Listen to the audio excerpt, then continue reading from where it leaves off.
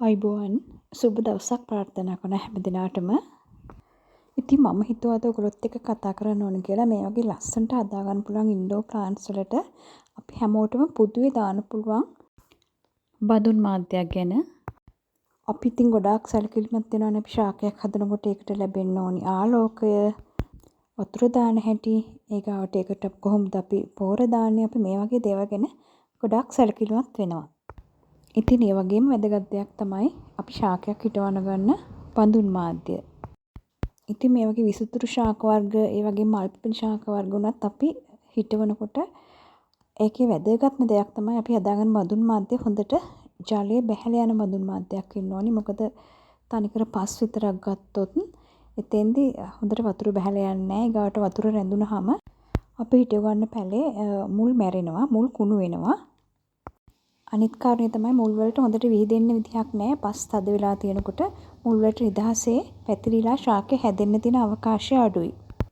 ඉතින් මේ වගේ බිගෝනියා වර්ග, ඇග්ලොනිමා, ඇලොකේසියා වරයිටිස් තව අපිට ගොඩක් පහසුවෙන් හදා ගන්න පුළුවන් පුංචි පුංචි මල් පිපෙන ශාක වර්ග තියෙන ජපන් රෝස, ඩුබායි රෝස, මේ වගේ ටොරේනියා, ඒ වගේ පුංචි පුංචි මල් පිපෙන ශාකත් අපේ නිවස් ලස්සන කරගන්න මේ වගේ අපි හදන ලස්සන ඉන්ඩෝර් ප්ලාන්ට්ස් වර්ගත් හිටව ගන්න පුළුවන් පොදු බඳුන් මාධ්‍යයක් ගැන තමයි මම අද ඔයගලන්ට කියන්න හදන්නේ. ඉතින් අපිට මේකට ගන්න පුළුවන් අපිට පහසුවෙන් හොයා ගන්න පුළුවන් අපේ ගෙවත්තේ තියෙන මතු පිටපස්, වැලි සහ කොම්පෝස්ට් එකතු කරලා තමයි අපිට මේ බඳුන් මාධ්‍ය හදා ගන්න පුළුවන්. එතකොට මතු පිටපස් ගන්නකොට මේ වගේ කළු පාටට හුරු මතු පිටපස් එක්ක ගන්නවා නම් ඒක ගොඩාක් කාබනික ද්‍රව්‍ය අඩංගුයි.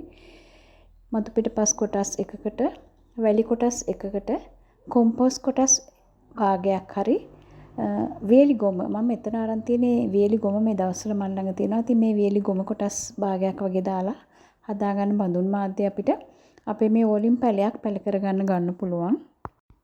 ඒ වගේම අපි ඉන්න ප්‍රදේශය අනුව අපිට මේ අනුපාතය අඩු වැඩි කරලා හදා ගන්න පුළුවන්. දැන් අපි ගොඩාක් වැස්ස වැඩි පළාතක ඉන්නවා නම් වැලි ටිකක් වැඩි කරගත්තට කමක් නැහැ. එහෙම නැත්නම් ගොඩාක් වේලි පළාතක ඉන්නවා නම් අපිට මේ මතු පිටපස්, කොම්පෝස්ට්, වැලි වලට අමතරව මේකට කොහොපත් ටිකක් මිශ්‍ර කරගන්න පුළුවන්. ඉතින් මේ විදිහට හදාගන්න මිශ්‍රණය අපිට සාමාන්‍යයෙන් ඕනින් පැලයක් හිටව ගන්න පුළුවන්. ඉතින් මේ විදිහට හදාගත්ත මිශ්‍රණය තමයි මම මේ පොට් එකට දාගෙන තියෙන්නේ. ඉතින් මගේ ළඟ තියෙන ගොඩාක් ඉන්ඩෝර් ප්ලාන්ට්ස් මම මේ මිශ්‍රණය තමයි හිටවගෙන තියෙන්නේ. ඉතින් මේක හොඳට ජලය බැහැලා යනවා. ගොඩක් වතුර රැඳෙන්නේ නැහැ. මුල් හොඳට ගමන් කරනවා. ඒ වගේම අපි ළඟ තියෙන රබර් ප්ලාන්ට්, ලකි ප්ලාන්ට්, ඒ වගේ ශාක වලටත් මේ මාධ්‍ය අපිට පාවිච්චි කරන්න පුළුවන්. අපි හිටවන පැලේ වර්ගය අනුව ඉතින් මේ මාධ්‍ය අපිට ගන්න ද්‍රව්‍ය අඩු වැඩි කරලා හදා ගන්න පුළුවන්. හැබැයි පොදුවේ අපිට අපි ළඟ තියෙන ඕනින් පැලයක් හිටවන්න සුදුසු මාධ්‍යයක් විදිහට මේක පාවිච්චි කරන්න පුළුවන්. ඉතින් මේ විදිහට හිටවගත්ත පැලේ සති කිහිපයක් යනකොට ලස්සනට හැදෙනවා. ඉතින් මම මේ වගේ කලින් හිටවු පැලයක් තමයි තියෙන්නේ. මේ බලන්න ඉතින් මේක ලස්සනට දැන් පොඩියට මේක වටේට පඳුරු දාගෙන එනවා. ඉතින් ආලෝකය, හිරු එළිය, ජලය මේ දේවල් වගේම බඳුන් මාධ්‍ය ගැනත් අපි හොඳට සැලකිලිමත් වෙන්න ඕනේ. තවත් වැදගත් දෙයක් කියන්න තියෙනවා. ඉතින් පොදුවේ මේක අපේ ඉන්ඩෝර් ප්ලාන්ට්ස් වලට යොදා ගන්න පුළුවන් බඳුන් මාධ්‍යයක් වුණාට මේ වගේ ඇන්තූරියම් වර්ග වලට, ඕකිඩ් වර්ග වලට එහෙමනම් අපිට මේ බඳුන් මාධ්‍ය යොදා ගන්න බෑ. මොකද මේ ඕකිඩ්, ඇන්තූරියම් වගේ ශාකවල මූල පද්ධතියට ගොඩාක් හොඳට නිදහසේ ගමන් කරන්න තියෙන්න ඕනේ. එතකොට ඒවට ගොඩක් ඔක්සිජන් අවශෝෂණය කරගන්න තියෙනවා. අනිත් එක ගොඩක් ජලය රඳා පැවතුනොත්, පොඩ්ඩක් හරි ජලය රඳා පැවතුනොත් ඒක මුල් කුණු වෙන්න බලනවා. ඒක නිසා මේ වගේ ශාක වර්ග වලට ඒ පොටින් මික්ස් එක හරියන්නේ නැහැ. ඉතින් මේ මගේ ග්‍රවුන්ඩ් ඕකිඩ් ප්ලාන්ට් එකක් දැන් හොඳටම පඳුරු දාලා ගොඩක් හැදිලා තියෙන්නේ. ඒකත් ඉතින් ආයෙ හිටව ගන්න ඕනේ. ඉතින් මේ ශාක වර්ග වලට වගේම තවත් අපි හදන ප්ලාන්ට් වර්ගයක් තියෙනවා බලන්න.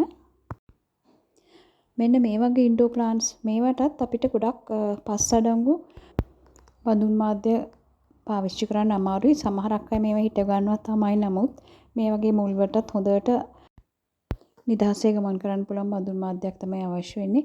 ඉතින් විශේෂයෙන් මේ ෆිලෝඩෙන්ඩ්‍රොන් වරයිටිස් හදනකොට අපිට ඒවටත් ඇන්තූරියම් ඕකිඩ් වලට වගේ බඳුන් මාධ්‍යයක් තමයි හදාගන්නේ. ඉතින් මේ ගැනත් කීප දෙනෙක් මගෙන් අහලා තිබුණා. හැබැයි මේ වීඩියෝ එකකින් මේ ෆ්ලෝ වර්ග ගැන කතා කරන්න ගියොත් වීඩියෝ එක ගොඩක් දිග වෙන හින්දා මම ඒ ගැන වෙනත් වීඩියෝ එකකින් කතා කරන්නම්. ඉතින් මේ කතාගත්ත මාධ්‍යයේ ඕකිඩ් ඇන්තූරියම් මේ වගේ ෆ්ලෝ වර්ග ඇරෙන්න අපිට ගොඩක් ශාක හදාගන්න පුළුවන්. විශේෂයෙන්ම මෙන්න මේ මට කියන්න අමතක වුණා මේ පෝතෝස්. ඉතින් මේ පෝතෝස් වර්ග හරිම ලස්සනට හදාගන්න පුළුවන්. මේ බලන්න මම මේ හැම වර්ගයක්ම හිටවලා තියෙන්නේ මේ විදිහට තමයි. මේවත් ගොඩාක් ලොකු නඩත්තුවක් අවශ්‍ය ශාක නෙවෙයිනේ. ඒක නිසා මේ වගේ මාධ්‍යයක හිටුවා මේවා හරිම ලස්සනට හැදෙනවා. මේ ඔක්කොම මම හිටවලා තියෙන මාධ්‍ය තමයි. ඉතින් මේවා දැන් ලස්සනට දළු දාලා හැදීගෙන එනවා. මේ බලන්න හරි ලස්සනයි නේද? ඉතින් මේවා හරි පහසුවෙන් හදාගන්න පුළුවන් ශාක වර්ග. ඉතින් මේ වගේ බඳුන් මාධ්‍යයක් හදාගත්තා අපිට ගොඩාක් පැල හිටව ගන්න පුළුවන්. විශේෂයෙන්ම මල් වගාවට එහෙම නැත්නම් මේ වගේ විසිතුරු පැල වගාවට අලුත් අයට මේ වගේ බඳුන් මාධ්‍යයක් හදාගත්තට පස්සේ පහසුවෙන්ම පැල බෝ කර ගන්නත් පුළුවන්. තමන්ගේ පැල ටික හදා ගන්නත් පුළුවන් ලස්සනට.